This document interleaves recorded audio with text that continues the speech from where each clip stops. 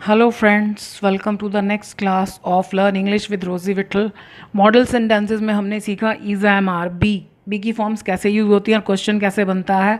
आज हम सीखेंगे मॉडल सेंटेंस में यूज़ होने वाला दूसरा verb has have had. Has have had और बी का आपस में कोई रिलेशन नहीं होता। बी की फॉर्म्स में आपको बता चुकी हूँ, is am are was were, be being और बीन होती हैं और इसकी यही फॉर्म्स होती हैं हैज़ हैव हैड। अब हैज़ हैव हैड का मतलब है कि सब्जेक्ट के पास कुछ है या उसके भीतर कुछ है, और इज़ एम आर का मतलब होता है सब्जेक्ट कौन है, क्या है, कहाँ है। वो आप वीडियोस देखेंगे बी की तो आपको समझ में आ सकता है आसानी से। Your brother has a vast knowledge of this subject. तुम्हारे भाई के पास बहुत व्यापक, बड़ा, विस्तृत ज्ञान है ऑफ दिस सब्जेक्ट, इस सब्जेक्ट का। तो इसमें हेल्पिंग वर्ब, मेन वर्ब सब कुछ यही है। ये मॉडल सेंटेंस है, इसमें कोई काम नहीं हो रहा। अब इस क्वेश्चन को बनाने के दो तरीके हैं। एक तो है ये कि हम हैज़ को बाहर निकाल दें। ये छोटे बच्चों वाला तरीका है कि उनको डिफ़िकल्ट वाला पैटर्न समझ में नहीं आएगा, बट ये गलत नहीं है कि हमने सिंपली हैज़ को बाहर निकाल दिया। Has your brother a vast, आगे मैंने सेंटेंस पूरा नहीं लिखा, बाकी वही ऊपर वाला जैसे लिखा वही आएगा। इन सेंटेंसेस में मैंने अक्सर स्टूडेंट को एक गलती करते देखा, जहाँ वो योर देखते हैं यहाँ हैव लगा देते हैं। यू के साथ तो हैव आता है, योर के साथ क्या आएगा वो इसके बेस पर डिसाइड होता है कि ये सिंगुलर है या प्लूरल है। योर के बेस पर आप यहाँ हैव लगाओगे तो वो गलत हो जाएगा। तो ब्रदर तो एक ही है, तो एक आदमी के लिए तो हैज़ आता है। So your brother has a vast knowledge of this subject. एक तरीका ये है हैज़ योर ब्रदर। दूसरा तरीका ये कि हम हैज़ को अंदर ही रहने दें, और यही तरीका ज़्यादा यूज़ होता है एडवांस लेवल में, यही तरीका सही माना जाता है। तो जब भी हमको अपने पास से लगाना है तो हमारे पास तो केवल डू डज डिड ही है और कुछ है ही नहीं। तो डज, क्योंकि ब्रदर एक ही है तो डज आएगा। Does your brother. अब यहाँ पर डू हो, डज हो या डिड हो, अगर आप मॉडल सेंटेंस बना रहे हैं तो यहाँ पर केवल हैव आएगा। वैसे एक आदमी के साथ हैव नहीं आता, लेकिन जब यहाँ डू डज डिड हो तो have. So does your brother have a vast knowledge. आगे मैंने सेंटेंस कंप्लीट नहीं लिखा क्योंकि वो सेम ही है। अब आंसर देना है यस। अब यस में इसका कोई काम नहीं, तो यस ही हैज़, अब वापस हैज़ आ जाएगा। No he does not have, यानी जब जब हम डज लगाएंगे तो ये हैव रहेगा। किसी भी टेंस में नेगेटिव आंसर देना हो तो जो पहला वर्ड है हेल्पिंग वर्ब, उसी को अंदर ले जाकर उसी के साथ नॉट लगता है, उसके बगैर नेगेटिव सेंटेंस नहीं बन सकता है। So no he does not have.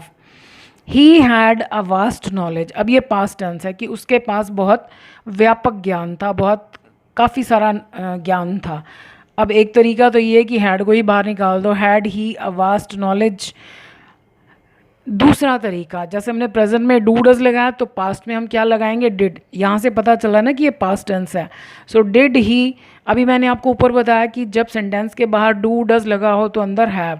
जब डिड लगता है तो डिड के साथ भी सेकंड फॉर्म नहीं आती, तो फिर यहाँ हैव हो जाएगा। ही को देखकर हमको हैज़ लगाना ही नहीं है, क्योंकि जब तक सेंटेंस में डू डज डिड है ना तो हैज़ यूज़ हो सकता है और ना he had. So did he have a vast knowledge. Yes he had, क्योंकि अब डिड हट गया तो हमको हैड करना पड़ेगा, तभी तो पता चलेगा कि ये पास्ट टेंस है। No he did not have, sorry. जब तक सेंटेंस में डू डज डिड है केवल हैव। डू डज डिड से हमको पता चल जाएगा ना, डिड से हमको पता चल जाएगा कि ये पास्ट टेंस है, और डू डज से हमको पता चल जाएगा कि ये प्रेजेंट टेंस है। ऐसे इसका भी शॉर्ट में आंसर है yes he had, no he had not. ये भी गलत नहीं है, ये भी ठीक है, बट ये तरीका ज़्यादा अच्छा है।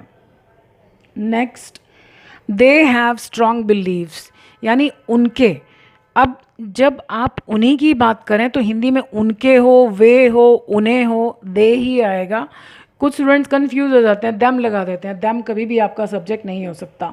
सो दे हैव स्ट्रॉन्ग बिलीव्स, उनकी बहुत मजबूत धारणाएं हैं, विश्वास, यानी जो उनके विश्वास बने हुए हैं किसी चीज़ को लेकर, उनको बदलना आसान नहीं है, तो उनकी बहुत मजबूत धारणाएं हैं। अब एक तरीका वही बच्चों वाला कि आप हैव को बाहर निकाल दो, have they strong believes, yes they have, no they haven't. दूसरा तरीका, do they have strong believes, क्योंकि ये सिंपल प्रेजेंट टेंस है, सिंपल प्रेजेंट टेंस की तरह ट्रीट किया जाएगा। So do they have strong believes, yes they have, no they do not have. अब यहाँ पर एक इम्पॉर्टेंट चीज़ है समझनी, he has been my neighbour. ऊपर वाले सारे सेंटेंसेस में हमने हैज़ हैव हैड अकेला यूज़ किया था, अब हमने हैज़ के बाद बीन यूज़ करा यानी थर्ड फॉर्म, तो ये प्रेजेंट परफेक्ट टेंस हो गया। जब भी हैज़ हैव के बाद थर्ड फॉर्म आएगी तो वो प्रेजेंट परफेक्ट है। ये मॉडल सेंटेंसेस है जिनमें कोई काम नहीं हो रहा। अब इसमें भी मैंने देखा कि कुछ स्टूडेंट्स डू डज लगाकर क्वेश्चन बनाते हैं। इसमें अगर हम डू डज लगाकर क्वेश्चन बनाएंगे तो वो गलत है। क्यों? क्योंकि ये प्रेजेंट परफेक्ट है तो ये हेल्पिंग वर्ब है, तो कायदे से इसी को बाहर आना चाहिए। यहाँ पर हम डू डज नहीं लगाएंगे। वहाँ पर तो क्या था कि हेल्पिंग वर्ब, मेन वर्ब, सब कुछ यही था। यहाँ पर ये केवल हेल्पिंग वर्ब है, तो हेल्पिंग वर्ब जब दिया तो उसी को बाहर आना चाहिए। So has he been my neighbour, क्या वो मेरा पड़ोसी रहा है, मतलब रह चुका है। तो ये ध्यान रखिएगा, हर हैज़ हैव वाले सेंटेंस का क्वेश्चन डू डज से नहीं बनता। अगर हैज़ प्लस थर्ड फॉर्म आ रहा है that means that is present perfect. So present perfect में this is your helping verb. तो when helping verb is given तो हमको अपने पास से लगाने की ज़रूरत नहीं है। So I hope modal sentences आपको थोड़े और क्लियर हुए होंगे। So I wish you all the best. Thank you for watching this video.